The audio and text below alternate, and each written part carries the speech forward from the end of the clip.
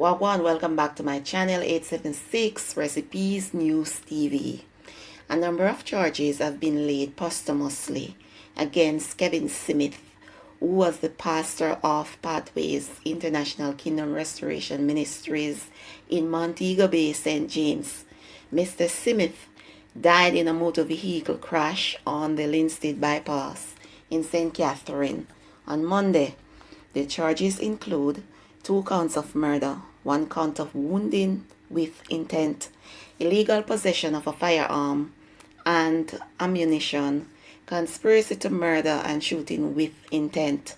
Andre Ruddock, who is accused of killing 39-year-old Tanika Gardner at Pathways Ministries, was remanded when he appeared in the Home Circuit Court. He is scheduled to return to court on Wednesday. The key suspect in Haitian President Jovenel Moise's assassination remains in legal limbo in Jamaica.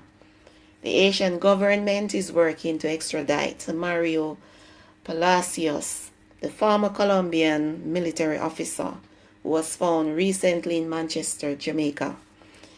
There was talk in Haiti that Mr.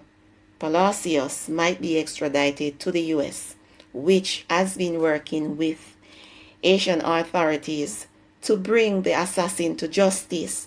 But because Mr. Palacios is not wanted on charges of committing a crime in the US or Jamaica, although he is being held on immigration violation in Jamaica, his fate remains uncertain. This is the latest update. Now, I don't know where this case is going. The constant back and forth argument between Colombia, Haiti, the US, and Jamaica is like a zigzag. Mario Palacios is detained in Jamaica right now as I speak. So let's see how this case will turn out. The JCF will have to wait a while longer to receive body-worn cameras to record interactions between the police and citizens. Prime Minister Andrew Holness said funds earmarked for the procurement of the cameras were diverted to help with the government respond to the COVID-19 pandemics. A lot of foreign countries gifted the Andrew Holness government with millions of dollars to help with the COVID pandemic in Jamaica. And now he's saying that he also used the camera money. I don't know, the one a big army. So here's a little bit of sport news, because you don't know that I love sports. Sport is refreshing. Yeah, man. Anyway, reigning world champion Shelly Price has given a hint that she will compete at the 2024 Olympic Games in Paris.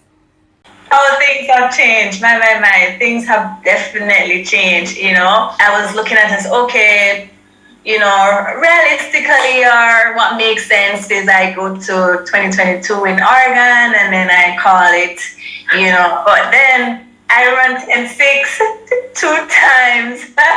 I'm running 10.7 and still at the peak of my career, and it's so mind-blowing that I think I owe it to myself. I owe it to the next generation of women that will come after me or who's still here to push this to another level. And listen, I'm lining up with young athletes, athletes that have just started, and I'm still, on top of the game. So why stop there? Why not take it to the next level, as I said? So yeah, Paris 24 could definitely, or I could see it as a thing for sure. Maybe fully vaccinated spectators will be able to attend the match between Jamaica versus the US on November 16 at the National Stadium. Jamaica is the only team in CONCACAF final round of World Cup qualifiers without spectators for their home matches. I said in a previous video, the 12th man is very important. Spectators motivate the players. Moreover, Reggae Boys needs the fans at the stadium. It is very important because we need to win this game. We don't want to draw. We don't want to lose. We have to win. So if fully vaccinated spectators have to be there, well, so be it. Because we're desperate at this point. We need to win the game against the US.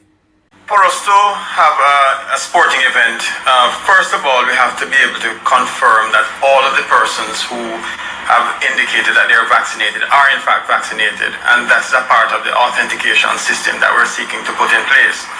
I do believe, however, that we do have an opportunity to authenticate the persons who are interested in joining at any one of these sporting events prior to having the authentication system in place, because we do have a very comprehensive database of persons who have already been vaccinated. So once somebody comes with their paper card, we can go through the Ministry of Health system and authenticate those persons who indicate that they are vaccinated prior to them entering any venue that is being made available for whether sport or whatever activity. The same level of authentication that is being used at sporting events can be used wherever else that permission is granted for events to be held. And so I anticipate that once approval is granted for us to be able to take this step into allowing this proof of concept or beyond the proof of concept, then we will be able to successfully authenticate persons and allow only vaccinated persons to access whatever venue it is that has been approved for operation. Thanks for watching. Thanks for subscribing. Clicking on my videos. That is a big thank you from me. Sharing my videos and commenting and all of them something there. Walk good.